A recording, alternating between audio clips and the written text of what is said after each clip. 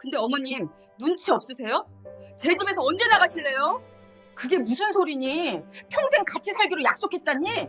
그건 상황 봐서죠. 근데 어머님, 눈치 없으세요? 제 집에서 언제 나가실래요? 며느리의 싸늘한 말에 순자의 심장은 쿵 하고 내려앉았습니다. 아니, 아가. 그게 무슨 소리니? 평생 같이 살기로 약속했잖니. 아이고, 어머님. 요즘 세상에 약속이 밥 먹여줘요? 법적으로 제 남편 집인데 억지 부리지 말고 나가세요. 며느리는 미리 싸둔 순자의 짐가방을 거실 바닥에 쿵소리 나게 내동댕이 쳤습니다. 그날 밤 폭우가 쏟아지는 아파트 복도로 쫓겨나 맨발로 떨고 있던 순자는 굳게 닫힌 철문을 보며 피눈물을 삼켰습니다.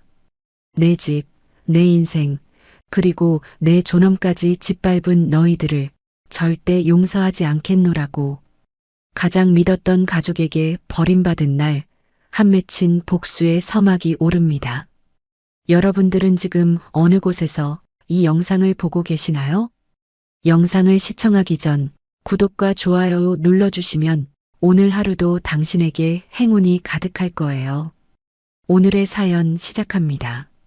아파트 명의 이전 등기 권리증이 배달되기로 한 날 오후였어요.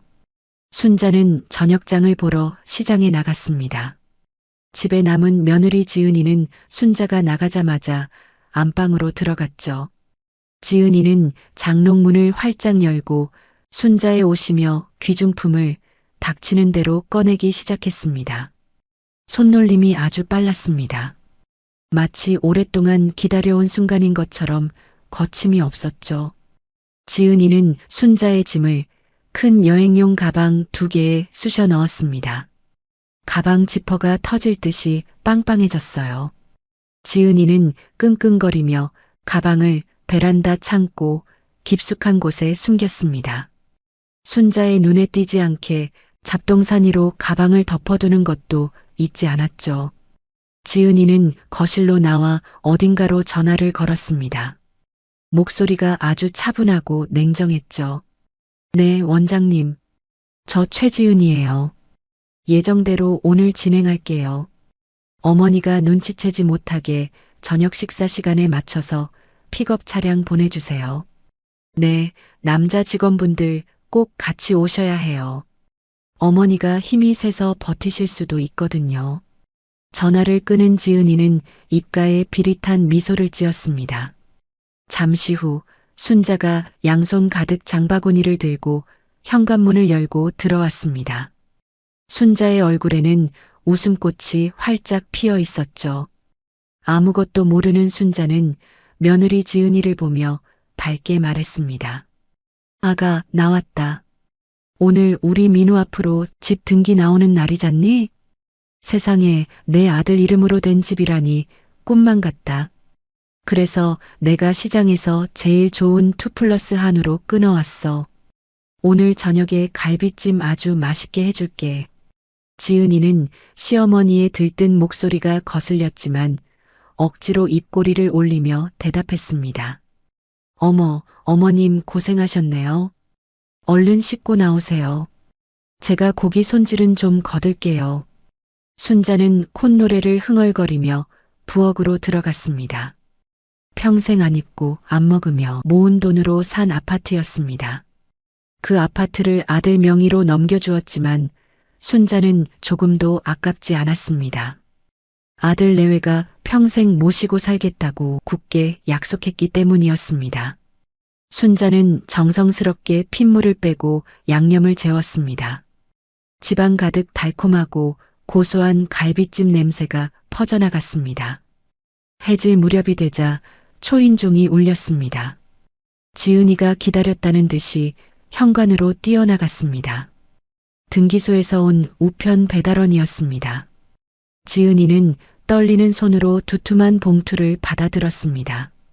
봉투 겉면에 적힌 박민호라는 이름을 확인하자 지은이의 눈이 번쩍였습니다. 마침 퇴근한 아들 민호가 현관으로 들어왔습니다. 지은이는 등기권리증 봉투를 민호 눈앞에 흔들어 보였습니다. 여보, 드디어 왔어. 이거 봐. 진짜 우리 거 됐다고. 지은이가 민호에게 은밀한 눈짓을 보냈습니다. 계획대로 진행하자는 신호였죠.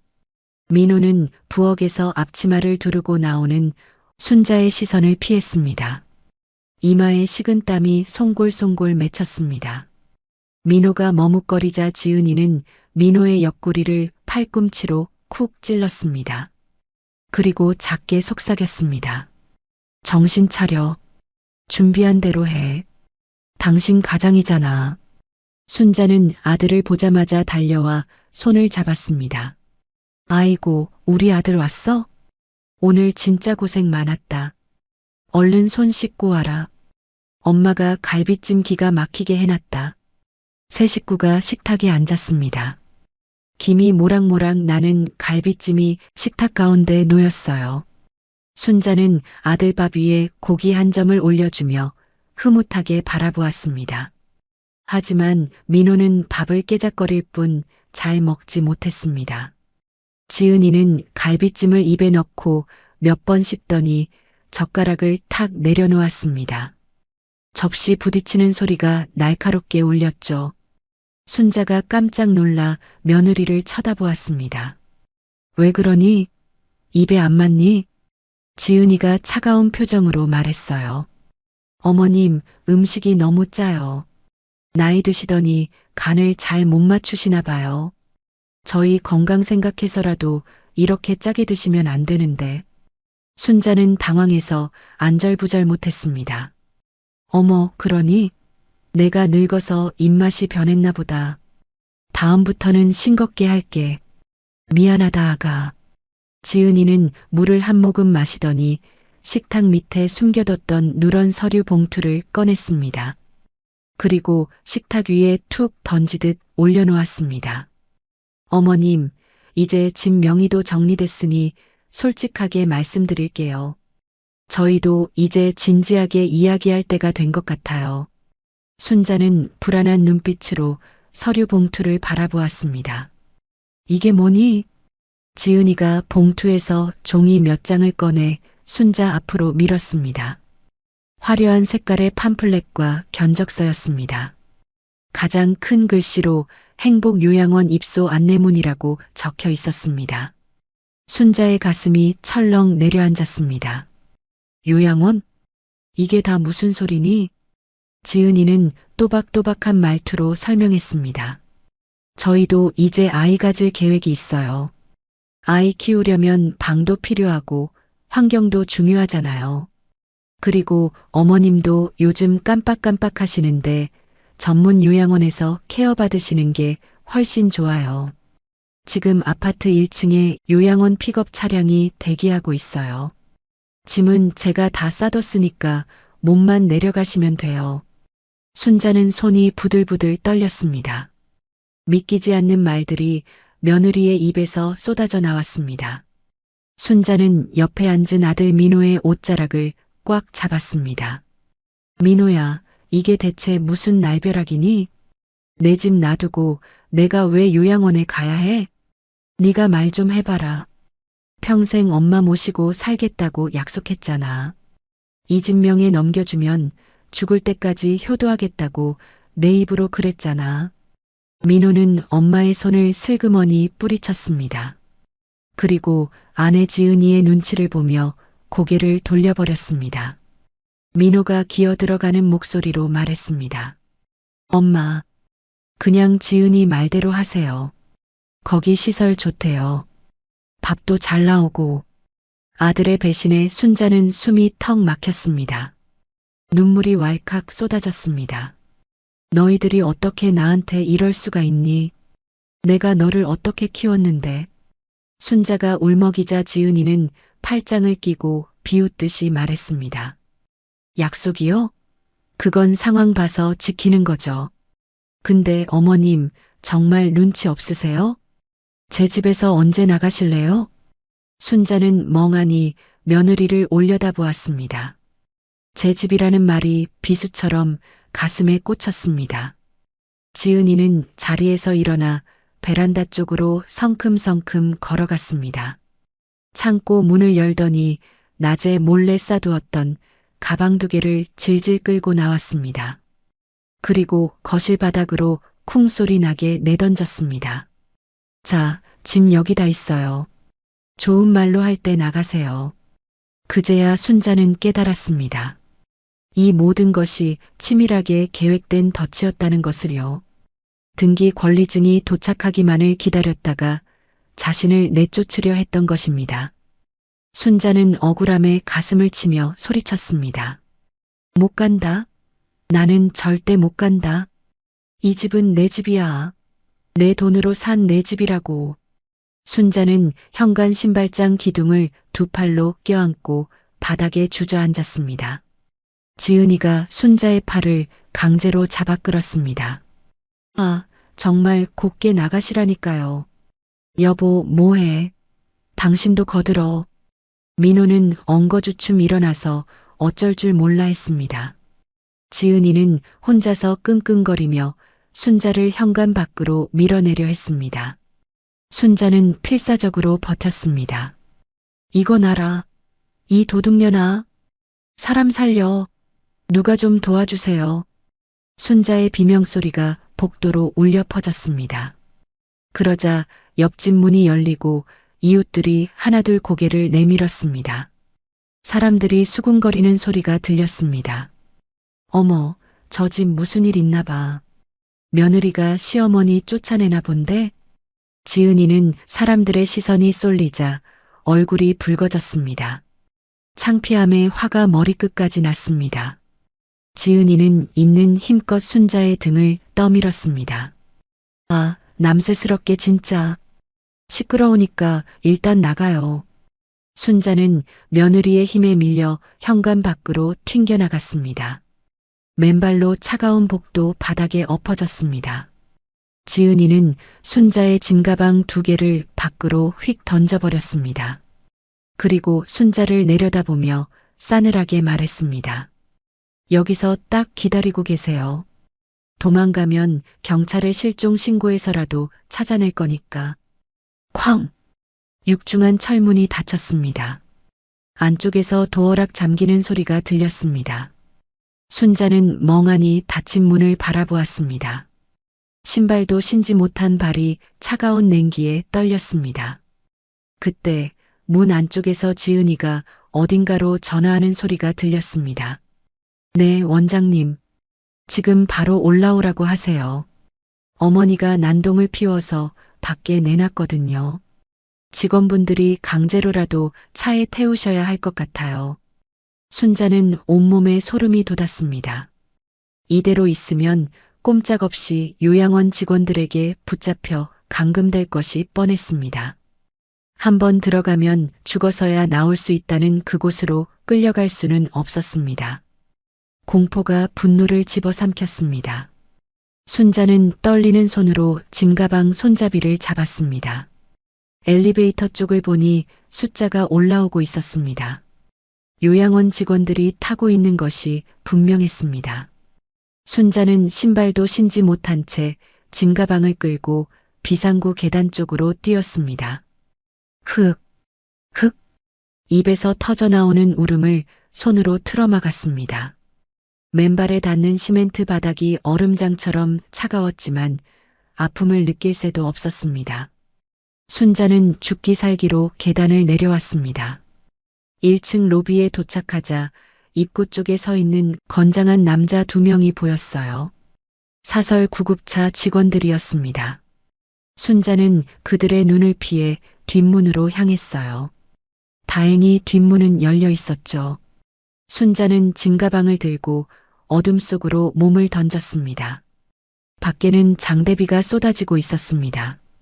순자는 빗속을 뚫고 무작정 달렸습니다. 자신이 평생을 바쳐 지은 집, 사랑하는 아들이 있는 그곳으로부터 도망쳐야만 했습니다. 그렇게 순자는 처참하게 버려진 채 차가운 거리로 내몰렸습니다. 순자가 집에서 쫓겨난 지 어느덧 3일이 지났어요. 순자는 요양원에 잡혀갈까봐 찜질방을 전전했습니다. 그것도 아주 허름하고 낡은 곳만 골라서 다녔죠. 신원 확인을 제대로 하지 않는 곳이어야 했거든요. 순자는 찜질방 구석진 자리에 몸을 웅크리고 누워 있었습니다. 차가운 타일 바닥에서 올라오는 냉기가 뼛속까지 파고들었죠. 새벽녘이 되자 순자는 신음하며 눈을 떴습니다. 지병인 고혈압과 관절염이 도진 것입니다. 머리가 깨질 듯이 아프고 무릎이 쑤셔왔습니다. 순자는 떨리는 손으로 가방을 뒤졌습니다. 하지만 약봉지는 텅 비어 있었어요. 매일 먹어야 하는 혈압약이 뚝 떨어진 것이죠. 숨이 가빠오고 눈앞이 핑 돌았습니다. 순자는 비틀거리며 찜질방을 나왔어요. 거리에 있는 공중전화 부스로 들어갔습니다. 동전을 넣는 손가락이 심하게 떨렸죠. 익숙한 아들 민호의 번호를 눌렀습니다. 신호음이 길게 이어졌어요. 순자는 수화기를 꽉 잡고 기도했습니다. 제발, 제발 받아라 민호야. 딸깍. 드디어 연결음이 끊어지고 누군가 전화를 받았습니다. 민호의 목소리였습니다. 여보세요? 누구세요? 순자는 반가움과 서러움에 목이 메었습니다. 민호야, 나다. 엄마야. 나 지금 너무 아파서 그러는데. 순자의 말이 채 끝나기도 전에 수화기 너머에서 민호의 짜증 섞인 목소리가 들려왔습니다. 아씨, 진짜 즐기게 왜 이래요? 전화하지 말라고 했잖아요. 뚝, 매정한 소리와 함께 전화가 끊어졌습니다. 순자는 멍하니 수화기를 바라보았어요. 다시 동전을 넣고 버튼을 눌렀습니다. 하지만 이번에는 전원이 꺼져 있다는 안내 멘트만 나왔죠. 민호가 아예 전화기를 꺼버린 것입니다. 순자는 힘없이 수화기를 내려놓았습니다. 다리에 힘이 풀려 그 자리에 주저앉고 말았죠. 지나가는 사람들이 힐끔거렸지만 순자는 눈물만 흘렸습니다. 한참을 울던 순자는 정신을 차리고 일어섰어요. 그래도 자식인데 얼굴 보고 사정하면 다를 거라 믿었기 때문입니다. 순자는 모자를 푹 눌러쓰고 마스크로 얼굴을 가렸어요. 그리고 아들이 사는 아파트 근처로 갔습니다. 혹시라도 며느리 지은이에게 들킬까봐 가슴이 조마조마했죠. 순자는 아파트 공동 현관 앞에 섰습니다. 익숙한 비밀번호를 눌렀어요. 하지만 경고음만 요란하게 울렸습니다. 그새 비밀번호를 바꿔버린 것이죠. 순자는 들어가지도 못하고 화단 벤치 뒤에 몸을 숨겼습니다. 그때 1층 베란다 창문이 열려 있는 게 보였습니다. 순자는 까치발을 들고 집 안을 훔쳐보았습니다. 거실 풍경을 본 순자는 자신의 눈을 의심했어요. 자신이 쫓겨난 자리에 며칠 전에는 없었던 가구가 놓여 있었거든요. 반짝반짝 윤이 나는 최고급 수입 소파였습니다. 순자는 떨리는 손으로 스마트폰을 꺼냈어요. 며느리 지은이의 SNS를 검색해 보았습니다. 가장 최근에 올라온 게시물이 보였습니다. 사진 속에는 새 소파에 앉아 샴페인을 들고 웃는 지은이가 있었습니다. 게시물에 적힌 글귀가 순자의 가슴을 후벼 팠습니다. 드디어 도착한 내 소파. 한 달 넘게 기다린 보람이 있네. 이제야 집구석 분위기가 좀 사네. 순자는 사진 구석에 찍힌 영수증 날짜를 확대해 보았습니다. 날짜는 정확히 한 달 전이었어요. 순자의 머릿속이 띵하게 울렸습니다. 며느리 지은이는 이미 오래전부터 계획했던 거죠. 새 가구를 주문해 놓고 배송 날짜에 맞춰 자신을 내쫓은 것이었죠. 순자는 배신감에 입술을 깨물었습니다. 나쁜 년. 정말 사람이 아니구나. 어떻게 나한테 이럴 수가 있어. 순자는 치밀어 오르는 분노를 억누르며 발길을 돌렸습니다. 동네 부동산 중개소 간판이 보였습니다. 순자는 모자를 더 깊게 눌러쓰고 중개소 안으로 들어갔습니다. 손님인 척하며 조심스럽게 물었어요. 저기, 혹시 103동 502호 매물 나왔나요? 제가 그 아파트를 좀 사고 싶은데. 중개인은 컴퓨터를 두드리더니 반가운 표정으로 말했습니다. 어머, 손님 운이 좋으시네요. 그 집이 마침 급매로 나왔거든요. 주인분이 아주 싸게 내놓으셨어요. 빨리 처분하고 싶다고 난리시더라고요. 계약하겠다는 대기자만 벌써 3명이에요. 순자는 눈앞이 캄캄해졌습니다.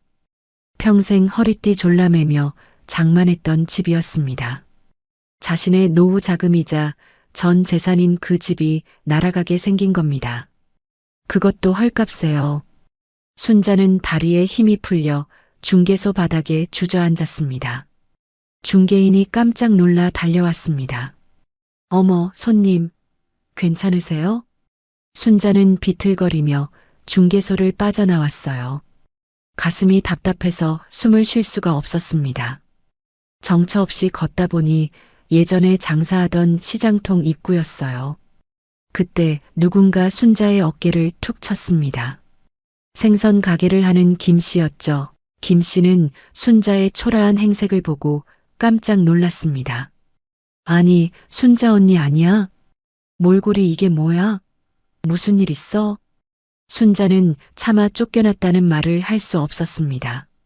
그저 고개만 저으며 쓴웃음을 지었죠.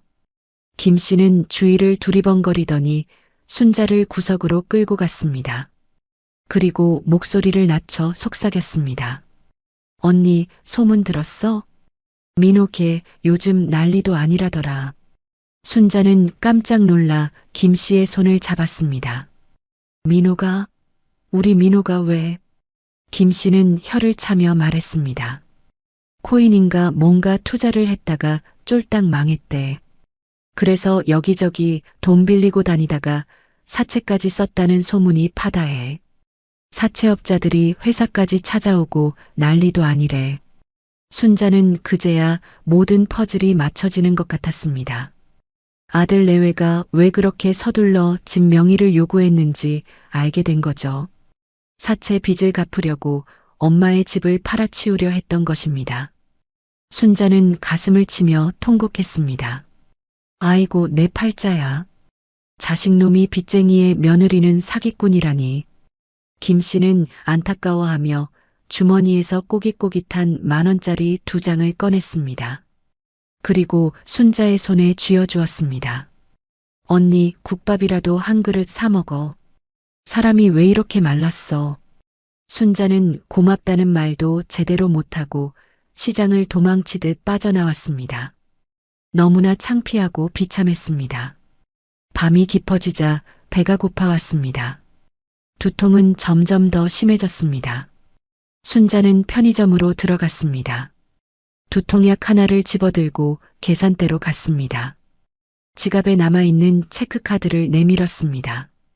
하지만 점원은 난처한 표정을 지었습니다. 손님, 이거 잔액 부족이라고 뜨는데요.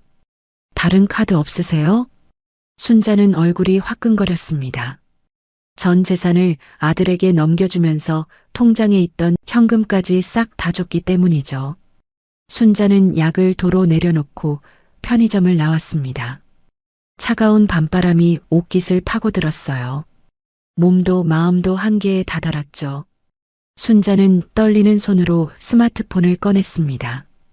자존심이고 뭐고 다 버리기로 했어요. 마지막으로 며느리 지은이에게 문자를 보냈습니다. 아가, 나 지금 너무 아파서 죽을 것 같다. 제발 혈압약이랑 옷가지 몇 개만 경비실에 맡겨다오. 부탁한다. 약만 주면 다시는 안 나타날게. 답장은 금방 왔습니다. 하지만 내용은 너무나 잔인했습니다. 어머님, 아직도 상황 파악 안 되세요? 집 근처에 얼씬거리기만 해봐요. 스토킹으로 경찰에 신고해서 바로 요양원에 쳐넣을 거니까. 좋은 말로 할 때 시골로 꺼지세요.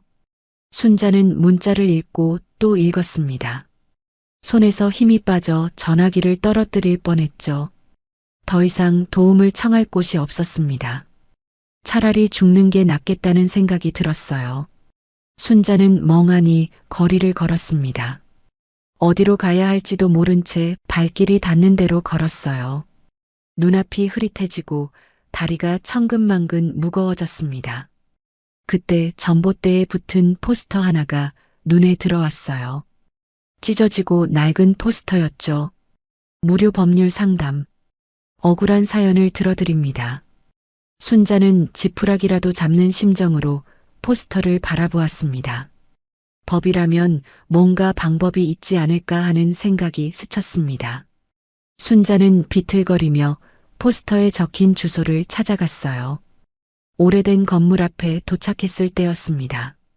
극도의 스트레스와 영양실조가 순자를 덮쳤어요. 현기증이 일며 세상이 빙글빙글 돌았습니다. 순자는 가슴을 움켜쥐며 바닥으로 쓰러졌어요. 저기 할머니 쓰러지셨어. 여보세요. 정신 차려보세요. 지나가던 행인들이 웅성거리며 모여들었습니다. 하지만 순자의 귀에는 아무 소리도 들리지 않았습니다. 그저 차가운 아스팔트 바닥의 냉기만이 느껴질 뿐이었죠. 그렇게 순자는 차가운 길바닥에서 의식을 잃어갔습니다. 다음 날 아침 순자는 낯선 천장을 보며 눈을 떴어요. 소독약 냄새가 코를 찔렀습니다. 인근 병원 응급실이었죠. 순자는 팔에 꽂힌 링거 바늘을 멍하니 바라보았습니다. 그때 간호사의 목소리가 들려왔어요. 환자분 보호자 안 계세요? 입원 수속 밟으셔야 하는데. 순자는 보호자라는 말에 쏘스라치게 놀랐습니다. 혹시라도 며느리 지은이에게 연락이 갈까봐 겁이 덜컥 났죠. 지은이가 알면 당장 요양원으로 끌려갈 게 뻔했으니까요. 순자는 급히 링거 바늘을 뽑았습니다. 피가 주르륵 흘렀지만 닦을 새도 없었어요. 순자는 간호사의 눈을 피해 도망치듯 병원을 빠져나왔습니다. 아픈 몸을 이끌고 간 곳은 무료 법률 구조공단이었어요. 건물 입구부터 사람들로 북적였습니다. 억울한 사연을 가진 사람들이 이렇게나 많다는 게 놀라울 정도였죠. 순자는 번호표를 뽑고 한참을 기다렸습니다. 드디어 순자의 차례가 되었어요. 상담실로 들어가자 피곤에 찌든 국선 변호사가 앉아 있었습니다. 변호사는 순자를 쳐다보지도 않고 서류만 뒤적거렸어요. 무슨 일로 오셨어요? 순자는 떨리는 목소리로 사정을 이야기했습니다. 아들에게 아파트를 증여했는데 쫓겨났다고요. 다시 집을 찾을 방법이 없냐고 물었습니다. 변호사는 한숨을 푹 쉬며 안경을 고쳐 썼습니다. 할머니, 냉정하게 말씀드릴게요. 이미 증여 등기가 끝났으면 되돌리기 어렵습니다. 단순 변심으로 인한 증여 취소는 법적으로 불가능해요. 아드님이 폭행이라도 했으면 모를까, 그게 아니면 방법 없습니다. 순자는 가슴이 무너져 내렸습니다. 지푸라기라도 잡는 심정으로 왔는데 희망이 사라진 것입니다. 순자는 힘없이 자리에서 일어났습니다. 네, 알겠습니다. 바쁘신데 죄송합니다. 순자는 터덜터덜 상담실을 나왔습니다. 배에서 꼬르륵 소리가 났습니다. 어제부터 물 한 모금 제대로 마시지 못했으니까요. 순자는 주머니를 뒤적거렸습니다. 손에 잡히는 건 낡은 박하사탕 하나뿐이었습니다. 순자는 껍질을 까서 사탕을 입에 넣었어요. 화한 박하향이 쓰린 속을 아주 조금 달래주었습니다. 순자는 힘없이 건물 로비를 걸어갔어요. 그때였습니다. 급하게 들어오던 한 남자와 어깨를 쾅 부딪혔습니다. 순자는 힘없이 비틀거리다 넘어질 뻔했어요. 들고 있던 가방이 엎어지면서 짐들이 와르르 쏟아졌습니다. 옷가지며 칫솔, 낡은 가족사진이 바닥에 뒹굴었죠. 아이고, 죄송합니다. 괜찮으세요? 남자가 급히 허리를 숙이며 사과했습니다. 말끔한 정장 차림의 중년 남자였죠. 남자는 바닥에 흩어진 짐들을 주워 담기 시작했습니다. 그러다 바닥에 떨어진 낡은 가족 사진을 집어들었어요. 그리고 옆에 떨어져 있던 박하사탕 봉지도 보았습니다. 남자의 손이 멈칫했어요. 그는 사진 속 젊은 순자의 얼굴과 눈앞에 있는 초라한 노파의 얼굴을 번갈아 보았습니다. 남자의 눈이 점점 커졌어요. 혹시 제일시장 국밥집 이모님 아니세요? 순자는 깜짝 놀라 남자를 쳐다보았습니다. 낯이 익은 듯 하면서도 기억이 잘 나지 않았어요. 누구시더라? 남자는 감격에 겨운 표정으로 말했습니다. 저 정우예요. 고시생 김정우. 옛날에 돈 없어서 밥 굶을 때 이모님이 맨날 저 고기 더 얹어주셨잖아요. 나갈 때마다 힘내라고 박하사탕 쥐어주셨던 그 학생이요. 순자의 기억 속에 가물가물했던 옛일이 떠올랐습니다. 매일 허름한 옷을 입고 구석자리에서 국밥을 먹던 청년. 공부하느라 비쩍 말랐던 그 학생이 이렇게 번듯하게 자란 것입니다. 순자는 반가움에 눈시울이 붉어졌습니다. 아이고, 정우 학생 아니야? 세상에 이렇게 훌륭한 사람이 됐구나. 정우는 순자의 짐가방을 대신 들며 말했습니다.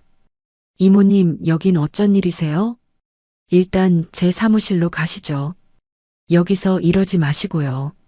정우는 순자를 이끌고 엘리베이터를 탔습니다. 도착한 곳은 같은 건물 최고층에 있는 대형 로펌 사무실이었습니다. 입구에 법무법인 승소대표 변호사 김정우라는 명패가 번쩍거렸어요. 순자는 으리으리한 사무실 풍경에 입이 다물어지지 않았습니다. 정우는 순자를 자신의 개인 집무실로 안내했죠. 최고급 가죽 소파에 순자를 앉히고 따뜻한 차와 다과를 내왔어요. 그리고 직원에게 지시해 순자가 갈아입을 편한 옷과 슬리퍼도 가져오게 했습니다. 이모님, 편하게 드세요. 이제 말씀해 보세요. 무슨 일 때문에 법률공단까지 오신 거예요? 순자는 차를 한 모금 마시고 조심스럽게 입을 열었습니다. 아들에게 아파트를 증여한 이야기부터 며느리에게 쫓겨난 일, 그리고 요양원에 갈 뻔했던 일까지 모든 사연을 털어놓았습니다. 이야기를 듣는 내내 정우의 표정이 점점 굳어졌어요. 순자가 쫓겨날 때 신발도 못 신었다는 대목에서는 주먹을 꽉 쥐었죠. 순자의 이야기가 끝나자 정우는 책상을 쾅 내리쳤습니다. 짐승만도 못한 놈들. 어떻게 부모한테 그럴 수가 있어요? 정우는 분노를 참지 못하고 씩씩거렸습니다. 그리고 벌떡 일어나 서재로 갔어요. 두꺼운 법정과 판례집을 꺼내왔습니다. 정우는 책을 펼치며 순자에게 말했죠. 이모님, 아까 국선 변호사가 안 된다고 했죠? 그건 그 사람이 실력이 없어서 그런 겁니다. 단순 변심은 안 되지만 이건 경우가 다릅니다. 정우의 눈빛이 매섭게 빛났습니다. 민법 제556조 망은행위에 의한 증여 해제, 그리고 부담보 증여에 따른 부양 의무 불이행. 이 두 가지면 충분히 뒤집을 수 있습니다. 순자는 어려운 법률 용어에 어리둥절했어요. 그게 무슨 뜻이니? 정우는 순자의 눈높이에 맞춰 차근차근 설명했습니다. 쉽게 말해서 자식이 부모한테 폐륜을 저지르거나 부양하겠다는 약속을 어기면 다시 뺏어올 수 있다는 거예요. 이모님 아들 내외가 한 짓은 명백한 폐륜이고 계약 위반입니다. 제가 반드시 그 집 다시 찾아드릴게요. 순자는 정우의 확신에 찬 목소리에 가슴이 뛰었습니다. 꺼져가던 희망의 불씨가 다시 살아나는 것 같았어요. 정우는 순자의 거칠어진 손을 두 손으로 꼭 잡았습니다. 따뜻한 온기가 전해졌어요. 이모님, 저 그동안 이모님 국밥값을 갚을 날만 기다렸어요. 제가 가진 모든 능력을 총동원해서 저놈들 벌주겠습니다. 저만 믿으세요. 순자는 정우의 진심 어린 눈빛을 보며 눈물을 흘렸습니다. 자식보다 더 자식 같은 정우의 마음에 얼어붙었던 마음이 녹아내렸습니다. 순자는 눈물을 닦으며 고개를 끄덕였습니다. 고맙다, 정우야. 정말 고마워. 내 말대로 할게. 시키는 대로 다 할게. 정우는 비장한 표정으로 스마트폰을 꺼냈습니다. 자, 그럼 전쟁 시작해 볼까요? 이모님, 지금 당장 며느리한테 전화 거세요. 그리고 제가 적어드리는 대로 똑같이 말씀하세요. 순자는 정우가 내민 메모지를 받아들었습니다. 손이 떨렸지만 꾹 참았어요. 순자는 심호흡을 한번 크게 하고 통화 버튼을 눌렀습니다. 신호음이 가고 지은이가 전화를 받았죠. 여보세요? 어머님? 아직도 밖에서 얼쩡거리시는 거예요? 지은이의 날카로운 목소리가 들려왔습니다. 하지만 순자는 더 이상 피하지 않았어요. 정우의 눈을 바라보며 또렷한 목소리로 선전포고를 날렸습니다. 그래, 나다. 네가 내 집에서 나갈 준비나 해라. 내 변호사가 곧 연락할 거다. 순자의 목소리에는 더 이상 망설임이 없었어요. 반격의 서막이 올랐습니다. 정우와의 만남 일주일 후 순자는 다시 거리로 나섰습니다. 이번에는 도망자가 아니었습니다. 사냥꾼이 되어 아들 민호를 잡으러 가는 길이었죠. 순자는 낡은 점퍼 모자를 푹 눌러 쓰고 민호의 회사 주차장 기둥 뒤에 숨었습니다. 심장이 쿵쿵 뛰었지만 주머니 속 녹음기를 꽉 쥐며 마음을 다잡았습니다. 점심시간이 되자 직원들이 우르르 쏟아져 나왔습니다. 저 멀리서 민호가 동료들과 웃으며 걸어오는 모습이 보였습니다. 어미를 길바닥에 내버리고도 저렇게 웃을 수 있다는 게 기가 찼습니다. 순자는 이를 악물고 민호 앞으로 뛰어들었습니다. 민호야. 민호는 쏘스라치게 놀라 뒷걸음질 쳤습니다. 순자의 행색을 훑어보더니 인상을 팍 찌푸렸습니다. 동료들이 웅성거리며 쳐다보자 민호는 당황한 기색이 역력했습니다. 엄마, 여긴 왜 왔어요? 아니, 꼴이 그게 뭐예요? 창피하게. 민호는 동료들에게 어색하게 웃어 보이며 손짓했습니다. 먼저들 가세요. 아는 분이라서요. 동료들이 멀어지자 민호는 순자의 팔을 거칠게 잡아 끌었습니다. 사람들 눈에 띄지 않는 구석진 곳으로 데려갔습니다. 민호가 버럭 소리를 질렀어요. 대체 왜 이러는 거예요? 회사까지 찾아오면 어떡해요? 나 망신당하는 꼴 보고 싶어서 그래요? 순자는 민호의 옷자락을 붙잡고 애원하는 척 연기를 시작했습니다. 정우가 시킨 대로였습니다. 민호야, 제발 엄마 좀 살려다오. 집만 돌려주면 내가 조용히 시골 내려가서 살게. 그 집, 네가 평생 나 모신다고 해서 준 거잖아. 민호는 주위를 두리번거리더니 코웃음을 쳤습니다. 본색을 드러내기 시작했죠. 아, 진짜 노망 나셨나? 그거 법적으로 이미 제 명의예요. 도장 찍었잖아요. 이제 와서 딴소리 하지 마세요. 순자는 목소리를 높였습니다. 네가 효도한다고 각서까지 썼잖니. 어떻게 어미 등골 빼먹고 나 몰라라 할 수가 있어. 민호는 순자의 손을 뿌리치며 악을 썼습니다. 그의 입에서 결정적인 말이 튀어나왔습니다. 효도는 무슨, 엄마가 나한테 해준 게 뭐가 있다고 생색이에요? 그 집 내 거라고요. 법적으로 완벽하게 내 거라고. 그러니까 제발 내 인생에서 좀 꺼져요. 민호는 씩씩거리며 건물 안으로 도망치듯 들어갔습니다. 순자는 바닥에 주저앉아 민호의 뒷모습을 바라보았습니다. 하지만 입가에는 희미한 미소가 번졌습니다. 주머니 속 녹음기가 빨간 불빛을 내며 돌아가고 있었거든요. 그리고 건너편 승용차 안에서는 정우의 직원이 이 모든 상황을 카메라에 담고 있었습니다. 결정적인 증거가 확보된 순간이었습니다. 같은 시각 며느리 지은이는 부동산 중개소에 있었습니다. 아파트를 빨리 팔아치우려고 계약하러 온 것이었죠. 매수자가 도장을 찍으려는 찰나였습니다. 중개인의 표정이 사색이 되어 전화를 받았습니다. 네, 가처분이요? 중개인은 전화를 끊고 지은이를 쏘아보았습니다. 사모님, 이거 어떻게 된 겁니까? 방금 이 아파트에 처분 금지 가처분이 걸렸다는데요? 이런 물건을 팔려고 내놓으시면 어떡해요? 지은이는 눈이 휘둥그레졌습니다. 가처분이요? 그럴 리가 없어요. 서류 다 확인했잖아요. 매수자는 기분 나쁘다는 듯 자리를 박차고 나갔습니다. 지은이는 멍하니 서 있다가 급히 남편 민호에게 전화를 걸려 했습니다. 그때 지은이의 전화벨이 먼저 울렸어요. 모르는 번호였죠. 여보세요?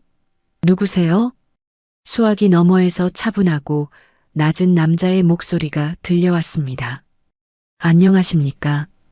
이순자 씨 법률 대리인 김정우 변호사입니다. 지은이는 심장이 덜컥 내려앉았습니다. 며칠 전 시어머니가 전화로 했던 말이 떠올랐기 때문입니다. 변호사요?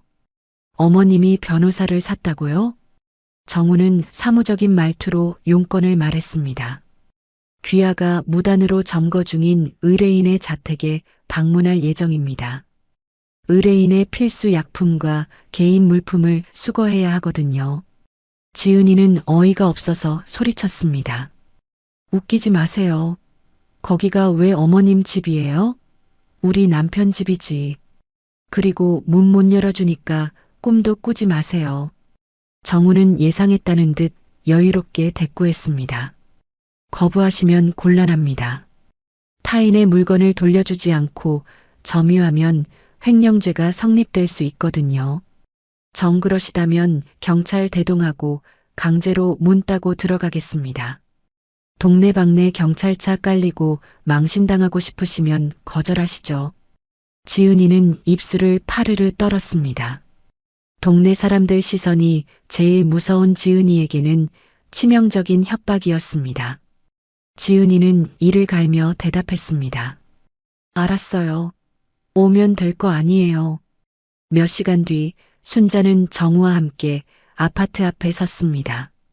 경찰관 한 명도 대동했습니다. 순자는 초인종을 눌렀어요. 인터폰 화면에 며느리의 신경질적인 얼굴이 떴습니다. 잠시 후 도어락이 풀리고 문이 열렸죠. 지은이는 현관을 막아서고 팔짱을 낀 채 노려보았습니다. 빨리 집만 챙겨서 나가요. 남의 집 더럽히지 말고. 순자는 아무 대꾸도 하지 않고 집 안으로 들어갔습니다. 불과 며칠 전까지 살던 집인데 너무나 낯설게 느껴졌어요. 거실에는 순자의 자개장 대신 지은이가 자랑하던 수입 소파가 떡하니 놓여 있었습니다. 순자는 안방으로 들어갔어요. 지은이는 경찰의 눈치를 보면서도 순자의 일거수일투족을 감시했습니다. 순자는 서랍을 열어 혈압약과 옷가지 몇 개를 가방에 담았죠. 하지만 순자의 진짜 목적은 따로 있었습니다. 순자는 눈동자를 굴려 안방 선반을 살폈어요. 하지만 그곳에 있어야 할 낡은 가족사진 액자가 보이지 않았습니다. 순자의 등줄기에 식은땀이 흘렀어요. 설마 벌써 버린 건가?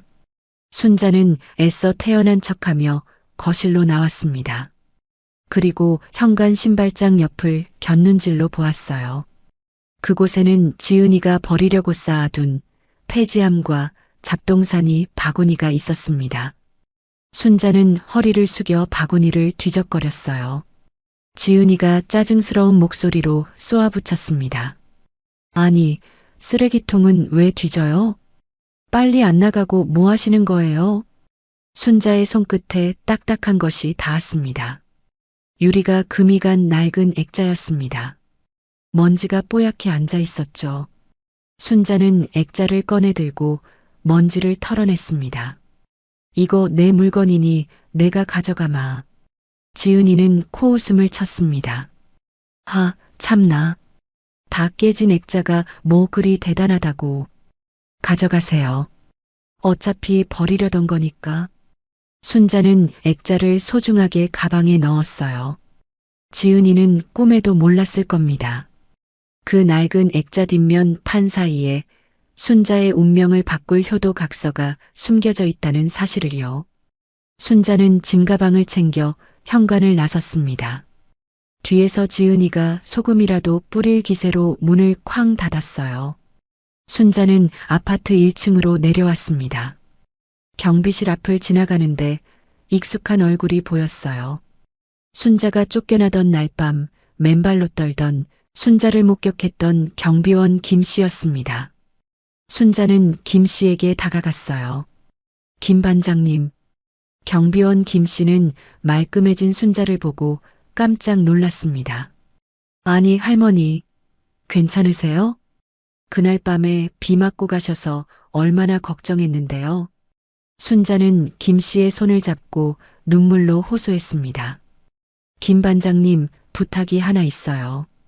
그날 밤에 내가 며느리한테 쫓겨나는 거 보셨죠?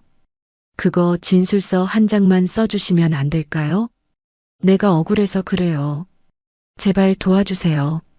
김 씨는 잠시 망설이는 듯 하더니 고개를 끄덕였습니다. 평소 순자가 경비원들에게 간식도 챙겨주며 잘 대해줬던 것을 기억했기 때문입니다. 알겠습니다. 제가 본 그대로 써드릴게요. 천벌 받을 놈들, 자식들이 그러면 안 되죠.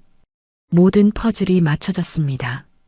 민호의 폐륜 발언이 담긴 녹취록, 아파트 처분 금지 가처분 결정문, 효도각서 원본, 그리고 목격자의 진술서까지. 정우는 이 모든 증거를 완벽하게 정리했습니다. 그리고 법원에 소장을 접수했어요. 소유권 이전 등기 말소 청구 소송. 며칠 뒤 민호와 지은이의 집으로 법원 등기가 도착했습니다. 지은이는 귀찮다는 표정으로 등기를 뜯었죠. 하지만 소장의 내용을 읽어내려가는 지은이의 손이 덜덜 떨리기 시작했습니다. 소장 맨 밑에는 원고의 소송 대리인 이름이 선명하게 박혀 있었습니다. 법무법인 승소 대표 변호사 김정우. 퇴근하고 돌아온 민호도 소장을 보고 자리에 주저앉았습니다. 그들은 이제야 알게 되었어요. 자신들이 건드리지 말아야 할 사람을 건드렸다는 것을요. 그리고 순자의 반격은 이제 막 시작되었을 뿐이라는 것을요. 첫 공판이 열리는 날이었습니다. 법원 복도는 무거운 긴장감이 감돌았어요. 순자는 정우의 에스코트를 받으며 복도를 걸어갔습니다. 말끔한 정장 차림을 한 순자의 모습은 더 이상 초라한 노인이 아니었죠. 저만치에서 아들 민호와 며느리 지은이가 걸어왔습니다.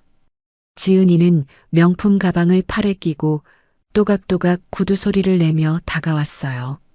그들의 얼굴에는 반성은커녕 짜증과 귀찮음이 가득했습니다. 지은이는 순자를 보자마자 코웃음을 쳤어요. 그리고 팔짱을 끼며 비아냥거렸습니다. 어머님, 진짜 법정까지 오신 거예요? 가족끼리 소송이라니 동네 창피해서 얼굴을 들 수가 없네요. 노망 나신 거 동네방네 소문내고 싶어서 안달 나셨나 봐요. 순자는 가슴이 뛰었지만 정우가 잡은 손에 힘을 주며 참았습니다. 민호는 엄마의 눈을 피하며 짝다리를 짚고 섰죠. 민호가 머리를 극적이며 투덜거렸습니다. 엄마, 지금이라도 취하해요. 변호사 비용만 날리고 이게 뭡니까? 우리가 이길 게 뻔한데 왜 돈 낭비를 해요? 정우가 순자 앞을 막아서며 차갑게 말했습니다. 피고인들, 잡담은 그만하시죠. 하실 말씀 있으면 법정 들어가서 판사님 앞에서 하십시오. 정우의 서늘한 눈빛에 민호와 지은이는 흠칫 놀라 입을 다물었습니다. 곧이어 법정 문이 열리고 재판이 시작되었어요. 방청석에는 순자의 사연을 듣고 찾아온 시장 상인들과 동네 주민들이 앉아 있었습니다. 모두가 숨죽여 재판 과정을 지켜보았어요. 먼저 지은이 측 변호사가 자리에서 일어났습니다. 그는 거만하게 서류를 흔들며 변론을 시작했어요. 존경하는 재판장님, 원고 이순자 씨는 며느리와 아들이 예뻐서 자발적으로 아파트를 증여했습니다. 그 어떤 조건도 없었습니다. 그런데 이제 와서 마음이 바뀌었다며 억지를 부리고 있습니다. 변호사는 순자를 손가락질하며 목소리를 높였어요. 원고는 평소 건망증이 심하고 오락가락하십니다. 아마 치매 초기 증상 때문에 며느리가 자신을 쫓아냈다고 착각하시는 것 같습니다. 오히려 제 의뢰인들은 노모를 모시려 했으나 원고가 가출을 한 것입니다. 방청석이 술렁거렸어요. 뻔뻔한 거짓말에 시장 상인들이 웅성거렸습니다. 저런 천벌을 받을 놈들이 있나? 멀쩡한 사람을 치매 환자로 몰아? 판사가 망치를 두드리며 장례를 정리했습니다. 순자는 억울함에 입술을 깨물었어요. 지은이는 회심의 미소를 지으며 승리를 확신하는 듯 했습니다. 그때였어요. 정우가 자리에서 벌떡 일어났습니다. 그의 표정은 여유롭지만 단호했죠.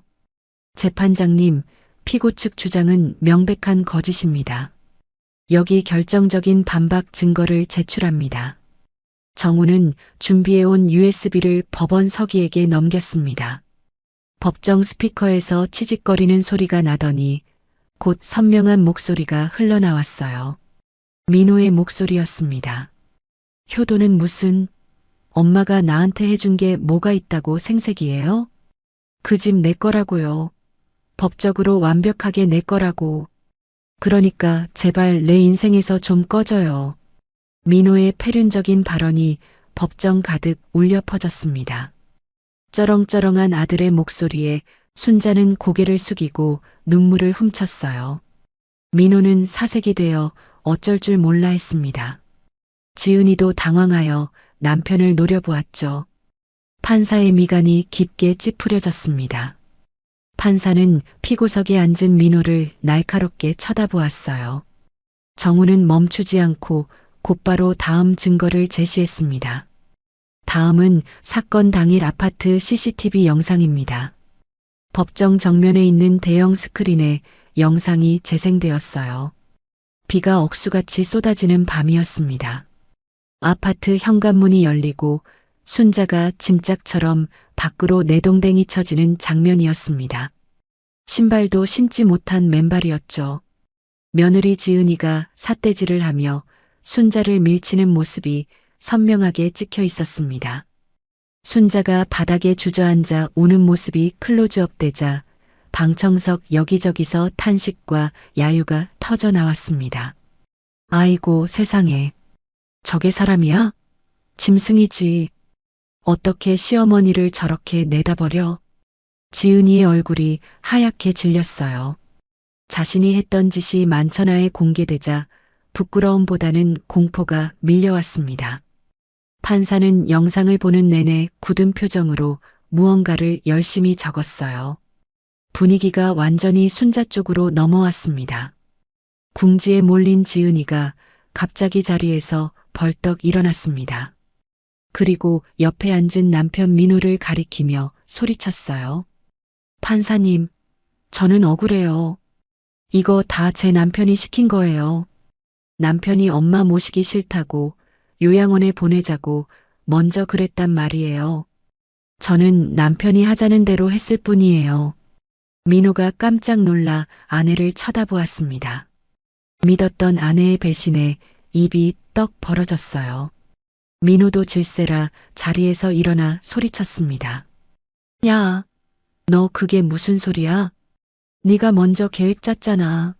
가구도 네가 다 주문했으면서 왜 나한테 뒤집어 씌워? 판사님, 제 아내가 주동자입니다. 저는 말리기만 했어요. 법정은 순식간에 아수라장이 되었습니다. 부부는 서로 삿대질을 하며 내탁 공방을 벌였어요. 추악한 민낯이 드러나는 순간이었죠. 조용히 하세요. 피고인들. 판사가 큰 소리로 호통을 쳤습니다. 법정 경위들이 달려와 두 사람을 자리에 앉혔어요. 민호와 지은이는 씩씩거리며 서로를 죽일 듯이 노려보았습니다. 정우는 차분하게 마지막 변론을 시작했습니다. 존경하는 재판장님, 민법 제556조에 따르면 증여를 받은 사람이 증여자에게 망은 행위, 즉 은혜를 저버리는 폐륜 행위를 했을 때 증여를 해제할 수 있다고 명시되어 있습니다. 피고 박민호와 최지은은 늙은 노모를 부양하겠다는 조건으로 아파트를 증여받았습니다. 하지만 그들은 약속을 지키기는커녕 한겨울 빗속으로 어머니를 내쫓았습니다. 이는 명백한 범죄이자 인륜을 저버린 행위입니다.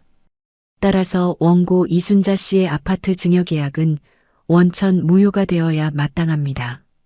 정우의 변론이 끝나자 방청석에서 박수가 터져 나왔어요.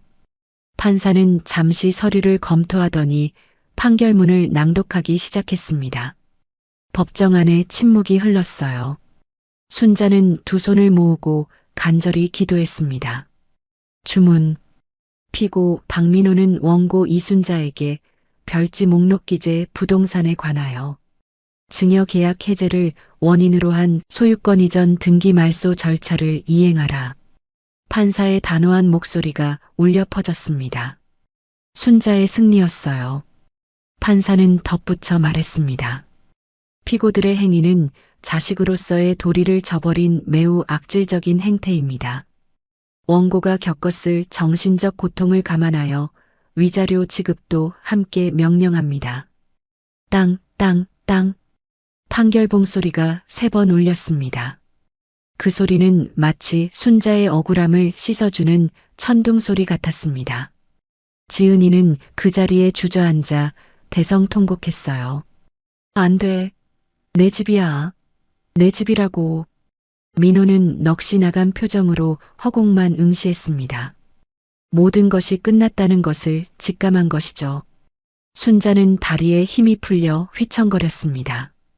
정우가 얼른 순자를 부축했어요. 순자의 눈에서 뜨거운 눈물이 왈칵 쏟아졌습니다. 정우야, 우리가 이겼어. 내 집, 다시 찾았어. 정우는 순자의 어깨를 감싸며 따뜻하게 웃었습니다. 네, 이모님. 이기셨어요. 이제 집으로 돌아가시는 거예요. 고생 많으셨습니다. 정말로요. 순자는 손수건으로 눈물을 닦으며 자리에서 일어났습니다. 법정을 나서는 순자의 발걸음은 들어올 때보다 훨씬 가벼웠어요.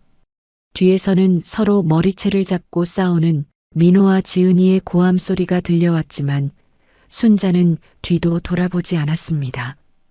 이제 그들은 남보다 못한 존재가 되었으니까요. 그날 밤 순자는 드디어 자신의 집으로 돌아왔습니다. 현관 앞에 서서 깊은 숨을 들이마셨죠. 도어락 비밀번호를 변경했습니다. 아들 내외가 알지 못하는 새로운 번호였어요. 띠리릭 소리와 함께 문이 열렸습니다. 집안은 며느리가 바꿔놓은 가구들로 낯설었지만 공기만은 익숙했습니다. 순자는 거실로 들어갔어요.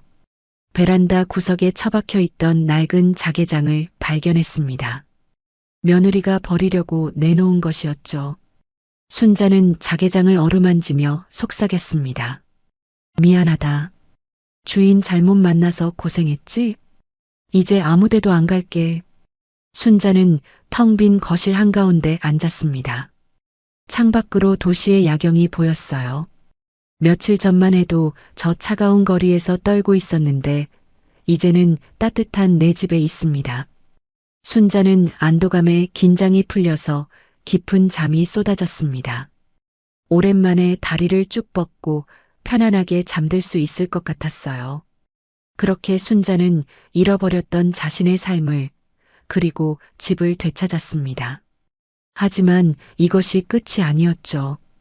탐욕에 눈먼 아들이 어떤 짓을 저지를지 그때는 아무도 알지 못했으니까요. 승소 판결이 나고 한 달이 지났습니다. 순자는 되찾은 집에서 평온한 일상을 보내고 있었어요.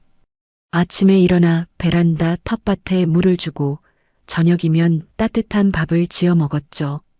지옥 같았던 시간이 꿈처럼 느껴질 정도로 평화로웠습니다. 하지만 그 평화는 그리 오래가지 못했습니다. 폭풍 전야처럼 고요했을 뿐이었죠. 반면 아들 민호의 삶은 지옥 그 자체였습니다. 민호는 코인 투자 실패로 거액의 빚을 지고 있었어요. 원금은 고사하고 이자조차 갚지 못해 사채업자들에게 쫓기는 신세가 되었죠. 사채업자들은 밤낮을 가리지 않고 민호를 괴롭혔습니다. 회사로 찾아와 난동을 부리는 바람에 민호는 직장에서도 해고당했습니다. 마지막 희망이었던 아파트마저 빼앗기자 민호는 벼랑 끝에 몰렸어요. 민호는 술에 쩔어 살며 아내 지은이에게 화풀이를 했습니다. 야, 네가 시키는 대로 했다가 집도 날리고 이게 뭐야? 네가 엄마 쫓아내자고 했잖아. 책임져.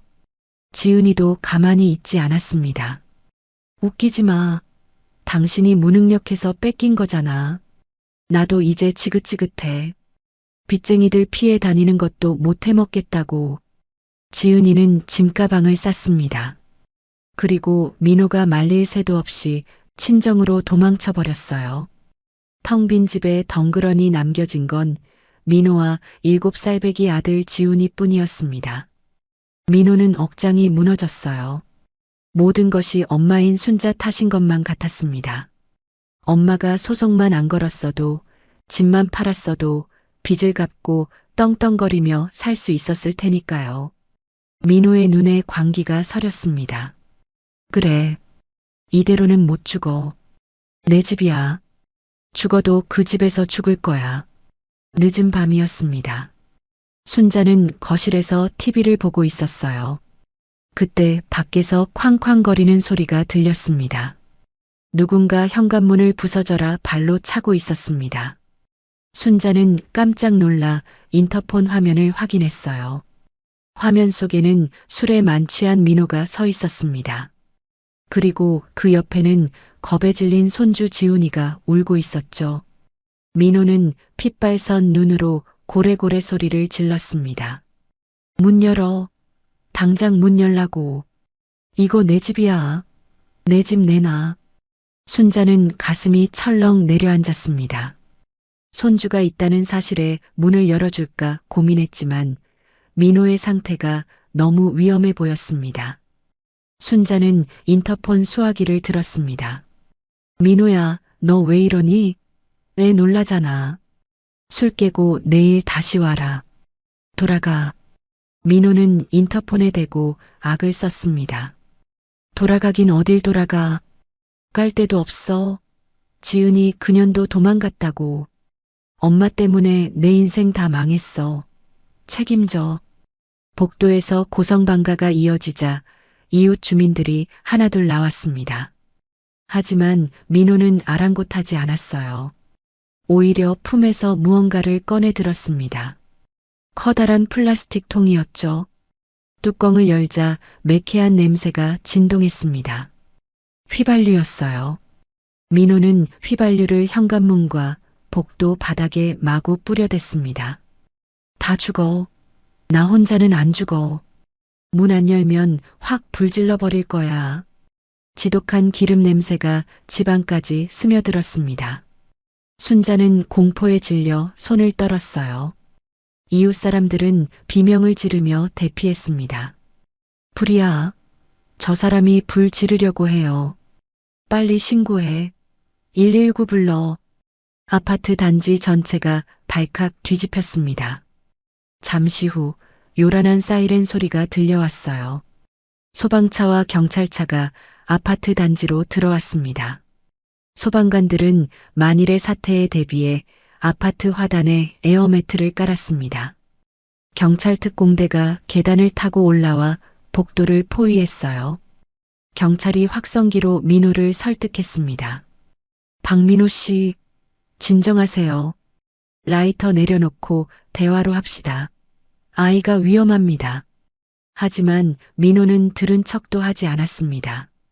한 손에는 라이터를 들고 다른 한 손으로는 어린 아들 지훈이의 손목을 꽉 잡고 있었습니다.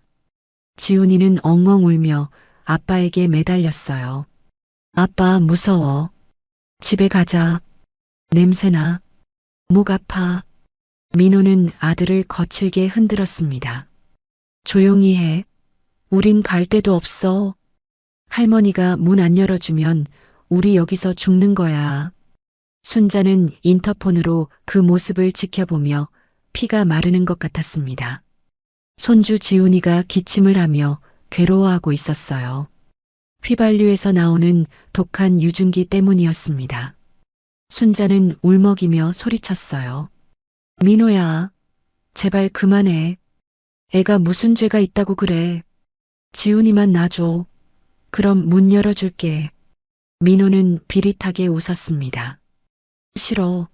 문부터 열어. 내가 못 가지면 아무도 못 가져. 다 태워버릴 거야. 그때였습니다.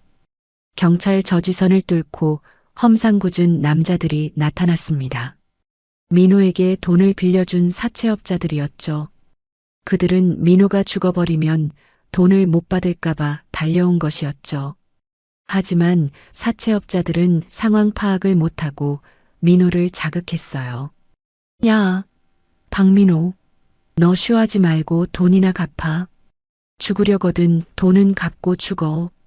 민호는 사채업자들을 보자마자 눈이 뒤집혔습니다.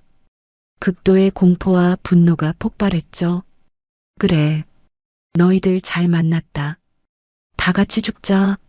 민호는 손에 든 라이터 부싯돌을 틱틱 거렸습니다. 불꽃이 튀었어요.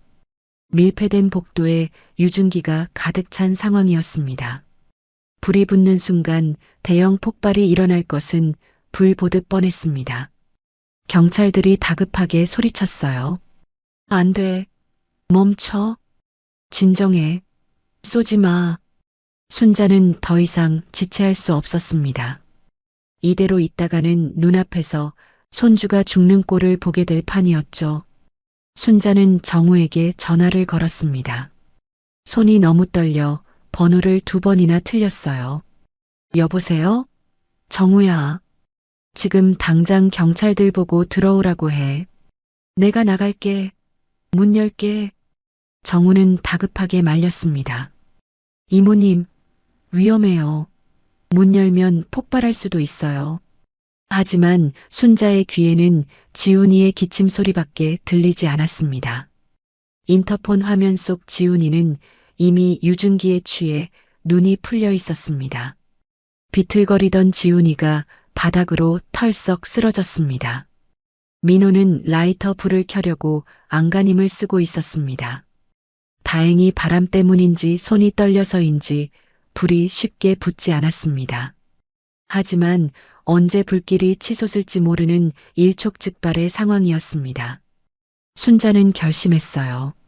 내 목숨을 버려서라도 핏줄을 살려야 했습니다. 순자는 현관문 앞으로 달려가 잠금 장치를 풀었습니다. 도어락 해제음이 띠리릭 울렸어요. 그 소리에 민호가 멈칫하며 현관문을 쳐다보았습니다. 엄마. 순자는 심호흡을 한번 크게 했어요. 그리고 온 힘을 다해 현관문을 벌컥 열어젖혔습니다. 이 미친놈아.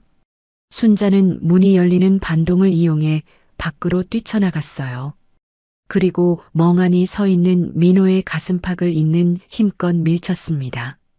민호는 예상치 못한 공격에 뒤로 벌러덩 넘어졌어요. 손에 들고 있던 라이터가 바닥으로 떨어졌습니다. 순자는 민호가 넘어진 틈을 타 바닥에 쓰러진 지훈이를 향해 몸을 던졌습니다. 지훈이를 품에 꼭 끌어안고 웅크렸어요. 독한 휘발유 냄새가 코를 찔러 머리가 어지러질했습니다. 지훈아, 할미 왔다. 정신 차려. 민호가 바닥을 짚고 일어나려 했습니다. 눈빛이 살기로 번뜩였어요. 떨어진 라이터를 다시 집어들려고 손을 뻗었습니다. 안 돼. 내 집이야. 다 죽여버릴 거야. 순자는 지훈이를 감싸 안은 채 눈을 질끈 감았습니다. 등 뒤에서 민호의 고함 소리가 들려왔어요. 죽음의 공포가 엄습했죠. 하지만 순자는 팔의 힘을 풀지 않았습니다. 지훈이만은 살려야 했죠. 그것이 할머니로서 할 수 있는 마지막 사랑이었습니다. 제발, 우리 지훈이만 살려주세요. 순자의 간절한 기도가 연기자욱한 복도에 울려 퍼졌습니다. 그 순간 복도 끝에서 다급한 발소리가 들려왔어요. 꼼짝 마. 경찰이다. 복도 끝에서 경찰 특공대가 들이닥쳤습니다. 순자가 손주 지훈이를 감싸 안고 엎드리는 순간이었죠. 경찰들은 순식간에 민호를 덮쳤습니다. 바닥에 떨어진 라이터를 발로 차 멀리 치워버렸어요. 건장한 경찰 2명이 민호의 팔을 꺾어 제압했습니다. 민호의 입에서 비명이 터져 나왔어요. 아, 팔 부러져요. 이거 내가 뭘 어쨌다고 그래요? 내 집이라니까. 경찰은 민호의 말은 들은 척도 하지 않고 수갑을 채웠습니다. 철커덕하는 차가운 금속 소리가 복도에 울려 퍼졌어요. 경찰이 민호를 일으켜 세우며 고지했습니다. 박민호 씨, 당신을 방화미수 및 아동복지법 위반 혐의로 체포합니다. 변호사를 선임할 수 있고, 민호는 그제야 상황 파악이 된 듯 사색이 되었습니다.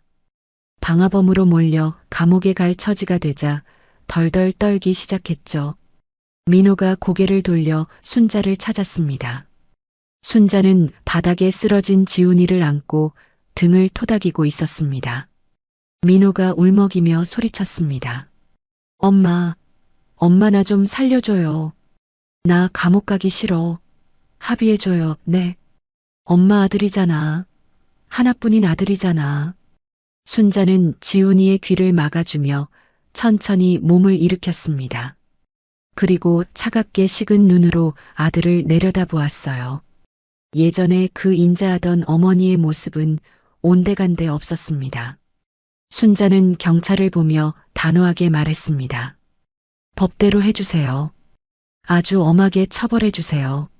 내 손주 죽이려고 했던 살인 미수범입니다.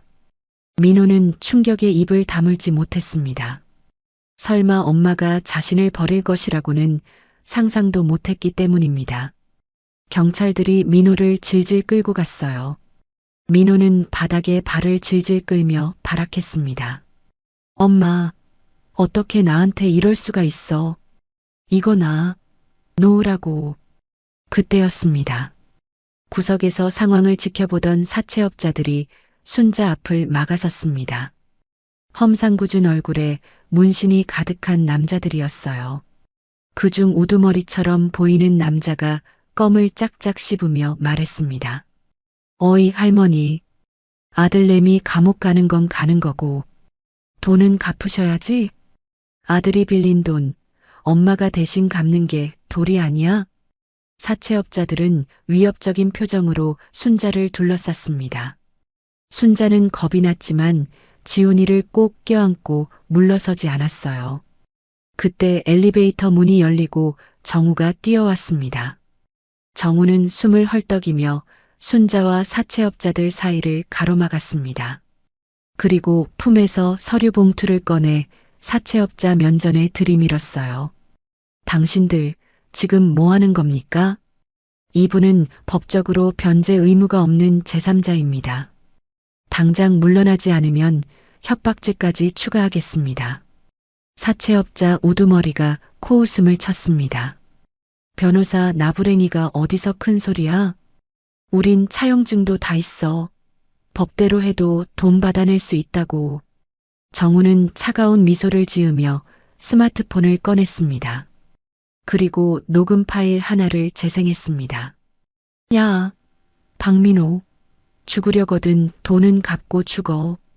오늘 안 갚으면 내 마누라랑 애새끼 팔아서라도 받아낼 거니까. 방금 전 사채업자들이 민호를 협박했던 목소리였습니다. 그리고 정우는 서류 봉투에서 고소장을 꺼내 보였습니다. 이거 들리시죠? 불법 추심의 협박까지. 그리고 여기 대부업법 위반 고소장입니다. 이자제한법 위반하신 증거도 다 확보했습니다. 이거 경찰에 넘어가면 당신들 대부업 등록 취소되는 건 기본이고 최소 징역 3년입니다. 정우의 눈빛이 매섭게 빛났습니다. 원금이라도 건지고 조용히 꺼지실래요? 아니면 지금 당장 콩밥 드실래요? 선택하십시오. 사채업자들의 얼굴이 흑빛으로 변했습니다. 변호사가 이렇게까지 철저하게 준비해 왔을 줄은 몰랐던 겁니다. 우두머리는 입술을 깨물더니 바닥에 침을 퇴뱉었습니다. 아, 재수없게 진짜. 알았어. 원금만 받으면 될 거 아니야. 정우는 미리 준비한 합의서를 내밀었습니다. 박민호 씨가 출소 후에 원금만 분할 상환한다는 조건입니다. 가족들에게는 일절 연락하지 않겠다는 조항도 포함되어 있습니다. 여기 사인하시죠.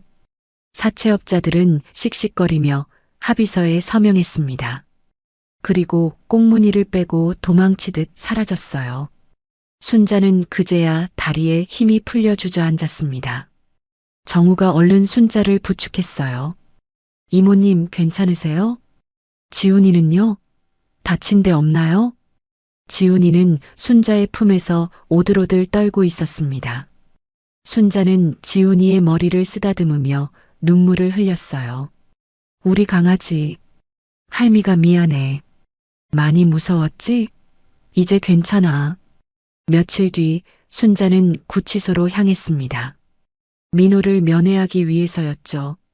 접견실 유리 너머로 보이는 민호는 며칠 사이에 폭삭 늙어 보였습니다. 죄수복을 입고 고개를 푹 숙인 모습이 처량하기 짝이 없었어요. 민호는 순자를 보자마자 울음을 터뜨렸습니다. 엄마, 잘못했어요. 제가 미쳤었나 봐요.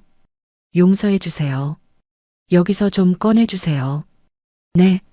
순자는 민호의 눈물에도 흔들리지 않았습니다. 가방에서 서류 2장을 꺼내 유리창에 붙였습니다.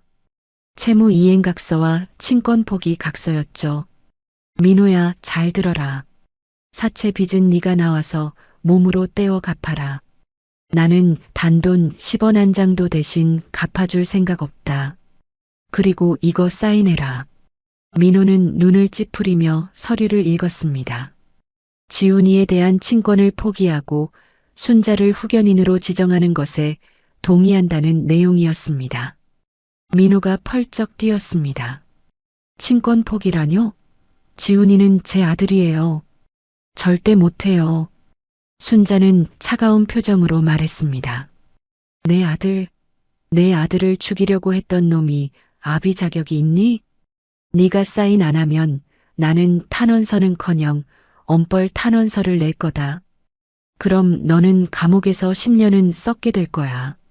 선택해라. 사인하고 선처받을래? 아니면 감옥에서 늙어 죽을래? 민호는 입술을 덜덜 떨었습니다. 감옥에 오래 갇혀 있을 생각만 해도 끔찍했어요. 어머니의 눈빛은 그 어느 때보다 단호했습니다. 민호는 결국 떨리는 손으로 펜을 잡고 각서에 서명했어요. 순자는 서류를 챙겨 넣으며 자리에서 일어났습니다. 앞으로 내 집에 얼씬도 하지 마라. 그리고 지훈이 찾을 생각도 하지 마. 너는 이제 내 아들도 지훈이 아빠도 아니다. 순자는 뒤도 돌아보지 않고 접견실을 나갔습니다. 등 뒤에서 민호가 오열하는 소리가 들려왔지만 순자의 발걸음은 멈추지 않았습니다. 한편 며느리 지은이는 비참한 나날을 보내고 있었어요. 친정으로 도망쳤지만 소문을 들은 친정 식구들에게 문전박대를 당했습니다. 모텔을 전전하며 가진 돈도 다 떨어져 갔어요. 지은이는 갈 곳이 없어지자 염치불구하고 순자를 찾아왔습니다. 순자의 집 앞에서 무릎을 꿇고 기다렸어요. 순자가 지은이의 손을 잡고 유치원에서 돌아오자 지은이는 달려가 매달렸습니다. 어머님, 제가 잘못했어요. 한 번만 용서해 주세요. 지훈아, 엄마야. 엄마 보고 싶었지? 지훈이는 엄마를 보자마자 순자의 등 뒤로 숨었습니다. 겁에 질린 표정이었죠. 순자는 지은이의 손을 뿌리쳤습니다. 그리고 가방에서 노란 서류 봉투를 꺼내 지은이의 얼굴에 던졌어요. 이거나 먹고 떨어져라. 지은이는 허겁지겁 봉투를 열어보았습니다. 민호의 도장이 찍힌 이혼 합의서와 위자료 청구서였어요. 그리고 접근 금지 신청서도 들어 있었습니다. 민호가 이미 도장 다 찍었다. 위자료 낼 돈 없으면 몸으로 때우든지 알아서 해. 그리고 한 번만 더 내 손주 앞에 나타나면 그땐 경찰 부를 거다. 지은이는 멍하니 서류를 바라보았습니다. 모든 것이 끝났다는 것을 깨달았어요. 순자는 지은이의 손을 잡고 아파트로 들어갔습니다.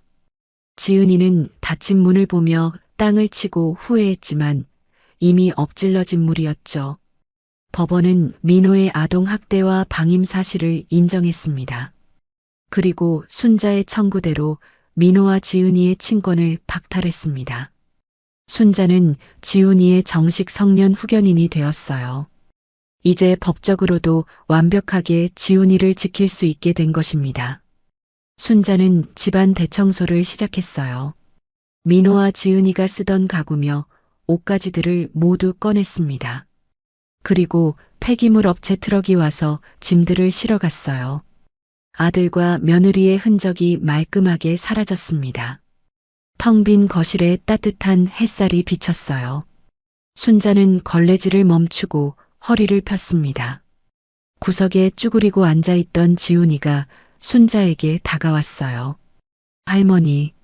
순자는 지훈이를 꼭 껴안았습니다. 지훈이의 체온이 따뜻하게 느껴졌어요. 그래, 우리 강아지. 이제 그 무서운 사람들 다 없어졌어. 할머니랑 둘이서 행복하게 살자. 알았지? 지훈이는 그제야 안심한 듯 순자의 품에 얼굴을 묻었습니다. 순자의 눈에서 눈물이 한 방울 툭 떨어졌어요. 슬픔의 눈물이 아니었습니다. 지옥 같았던 시간을 견뎌내고 얻어낸 안도의 눈물이었어요. 순자는 다짐했습니다. 내 남은 생을 바쳐서라도 이 아이만큼은 반드시 지켜내겠다고요. 그것이 못난 아들을 둔 어미로서 할 수 있는 마지막 속죄라고 생각했습니다. 계절이 바뀌어 따뜻한 봄이 왔어요. 순자의 아파트 베란다에는 싱그러운 초록빛이 가득했습니다. 순자가 정성껏 심은 상추와 방울토마토가 무럭무럭 자라고 있었죠. 순자는 분무기로 물을 뿌리며 흐뭇한 미소를 지었습니다. 거실에서는 경쾌한 동요 소리가 들려왔어요. 지훈이가 학교 갈 준비를 하며 흥얼거리는 소리였습니다. 주방에서는 고소한 밥 냄새와 참기름 냄새가 진동했죠. 순자는 갓 지은 밥을 퍼서 김밥을 말고 있었습니다. 당근, 시금치, 계란을 듬뿍 넣은 뚱뚱한 김밥이었어요. 지훈아, 밥 먹자. 순자의 부름에 지훈이가 식탁으로 달려왔습니다. 노란색 유치원복 대신 깔끔한 교복을 입은 모습이 제법 의젓해 보였습니다. 지훈이는 김밥 하나를 입에 쏙 넣고 오물거렸습니다. 할머니, 김밥 진짜 맛있다. 세상에서 제일 맛있어. 순자는 지훈이의 입가에 묻은 밥풀을 떼어주며 웃었습니다. 많이 먹어라. 우리 강아지 쑥쑥 커야지. 지훈이는 그동안 심리 치료를 받으며 많이 밝아졌습니다. 처음에는 큰 소리만 나도 깜짝 놀라고 밤마다 악몽을 꾸곤 했죠.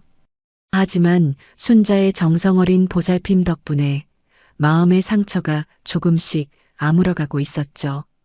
지훈이는 스마트폰을 꺼내 순자에게 보여주었습니다. 할머니, 이거 봐봐. 학교 친구들이랑 단톡방 만들었는데 오늘 방과 후에 놀이터에서 놀기로 했어. 순자는 지훈이의 머리를 쓰다듬었습니다. 그래, 친구들이랑 사이좋게 지내니까 얼마나 좋아. 놀이터에서 놀다가 배고프면 할머니 가게로 오렴. 맛있는 거 줄게. 응, 알았어. 지훈이는 가방을 메고 현관을 나섰습니다. 순자는 베란다에서 지훈이가 등교하는 모습을 지켜보았어요. 친구들과 어울려 걸어가는 뒷모습이 씩씩해 보였습니다. 순자는 안도감에 가슴이 벅차올랐어요. 순자도 외출 준비를 서두르며 거울 앞에 서서 옷매무새를 다듬었습니다. 예전처럼 낡고 후줄근한 옷이 아니었어요. 단정하고 깔끔한 블라우스에 슬랙스를 입었습니다. 순자는 현관을 나서며 신발장 위에 놓인 지팡이를 보았어요. 며느리에게 쫓겨나던 날 밤 유일하게 자신을 지탱해 주었던 지팡이였습니다. 하지만 이제는 필요 없었어요. 순자는 지팡이를 쓰레기통에 툭 던져버렸습니다. 두 다리로 꼿꼿하게 걸을 수 있으니까요. 순자가 도착한 곳은 법률구조공단 근처에 있는 상가 건물이었습니다. 입구에 예쁜 나무 간판이 걸려 있었습니다. 순자네 사랑의 밥상. 순자가 새로 차린 무료 급식소였죠. 아파트를 되찾고 남은 돈을 털어 갈 곳 없고 배고픈 노인들을 위해 만든 공간이었습니다. 가게 안은 벌써부터 맛있는 냄새로 가득했어요. 앞치마를 두른 순자가 주방으로 들어갔습니다. 커다란 솥뚜껑을 열자 하얀 김이 모락모락 피어올랐어요. 진하게 우러난 사골 국물이 보글보글 끓고 있었죠. 순자는 국자로 국물을 휘저으며 간을 보았습니다. 딱 좋네. 그때 가게 문이 열리고 정우가 들어왔습니다. 양손 가득 식자재 박스를 들고 있었죠. 이모님, 저 왔습니다. 오늘 시장에 싱싱한 배추가 나왔길래 좀 사왔어요. 정우는 겉절이 담글 배추를 내려놓으며 땀을 닦았습니다. 순자는 얼른 시원한 물 한 잔을 건넸어요. 아이고, 변호사 양반이 왜 이런 걸 들고 다녀? 바쁠 텐데 그만 좀 오라니까. 정우는 물을 단숨에 들이키고 활짝 웃었습니다. 에이, 이모님 국밥 먹고 싶어서 오는 거죠. 그리고 저 여기서 봉사활동하면서 스트레스 푸는 거 모르세요? 법정에서 나쁜 놈들이랑 싸우다가 여기 오면 힐링 되거든요. 순자는 정우의 등짝을 찰싹 때리며 웃었습니다. 말이나 못하면 얼른 앞치마나 입어. 손님들 오실 시간 다 됐다. 점심시간이 되자 노인들이 하나둘 모여들었습니다. 순자와 정우는 바쁘게 움직였어요. 따뜻한 국밥을 식판에 담아 나르고 김치도 썰어 주었습니다. 노인들은 국밥을 개눈 감추듯 비우며 연신 고맙다고 인사했습니다. 사장님, 정말 잘 먹었습니다. 이 국밥 한 그릇 먹으면 하루 종일 든든해요. 복 받으실 거예요. 순자는 그 말들이 어떤 상장보다 값지게 느껴졌습니다. 예전에는 자식 뒷바라지하느라 허리가 휘도록 일만 했는데 지금은 남을 위해 일하는 기쁨을 알게 된 것입니다. 설거지를 하던 정우가 순자에게 슬그머니 말을 건넸습니다. 이모님, 저번에 민호 씨한테 편지 왔다면서요? 읽어보셨어요? 순자는 행주로 식탁을 닦으며 무덤덤하게 대답했습니다. 아니, 뜯지도 않았다. 서랍 깊숙이 처박아뒀어. 정우는 조심스럽게 물었습니다. 그래도 아들인데 궁금하지 않으세요? 순자는 고개를 가로저었습니다. 궁금할 게 뭐 있니? 뻔한 소리나 써놨겠지. 반성한다. 잘못했다. 돈 좀 붙여달라. 이제 내 아들은 없다. 내 아들은 죽었어. 순자의 목소리는 단호했습니다. 정우는 고개를 끄덕였습니다. 순자의 상처가 얼마나 깊은지, 그리고 그 결심이 얼마나 단단한지 알기 때문이었습니다. 가게 TV에서 뉴스가 흘러나왔습니다. 앵커가 흥분된 목소리로 속보를 전하고 있었어요. 다음 뉴스입니다. 일명 불효자방지법으로 불리는 민법 개정안이 오늘 국회 본회의를 통과했습니다. 앞으로는 자녀가 부모에게 폐륜 행위를 하거나 부양 의무를 다하지 않을 경우 이미 물려준 재산이라도 쉽게 돌려받을 수 있게 됩니다. 이번 법안 통과에는 최근 세간을 떠들썩하게 했던 아파트 증여 취소 소송 판결이 결정적인 역할을 했다는 분석입니다. 화면의 자료 화면으로 순자의 재판 장면이 스쳐 지나갔습니다. 식사하던 노인들이 TV를 보며 웅성거렸습니다. 아이고, 잘됐네, 잘됐어. 진작에 저런 법이 생겼어야지. 저 할머니가 큰일 했구만. 정우가 엄지손가락을 치켜 세웠습니다. 이모님 보셨어요? 이모님이 세상을 바꾸신 거예요. 순자는 쑥스러운 듯 웃으며 손사래를 쳤습니다. 내가 뭘? 변호사님이 다 했지. 나는 그저 내 살 길 찾으려고 발버둥 친 것뿐이야. 하지만 순자의 가슴 속에는 뜨거운 무언가가 차올랐습니다. 자신의 억울한 싸움이 헛되지 않았다는 생각에 뿌듯했습니다. 저녁이 되었어요. 순자는 가게 문을 닫고 정우와 헤어졌습니다. 집으로 돌아오니 지훈이가 거실에서 그림일기를 쓰고 있었어요. 순자는 지훈이 옆에 앉아 일기장을 들여다보았습니다. 지훈이가 그린 그림 속에는 할머니와 지훈이가 손을 잡고 활짝 웃고 있었습니다. 그리고 그 위에는 커다란 해가 빵끝 웃고 있었죠. 순자는 지훈이를 꼭 껴안아 주었습니다.